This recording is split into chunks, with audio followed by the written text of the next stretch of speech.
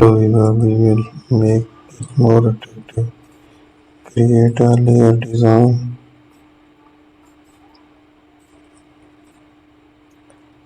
Also, we have to generate the shapes.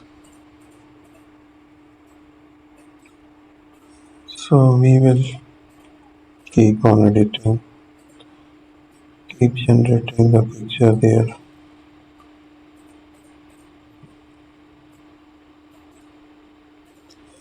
I will create another layer. So we will go to the background and use the eraser tool to create the frame around it. There is a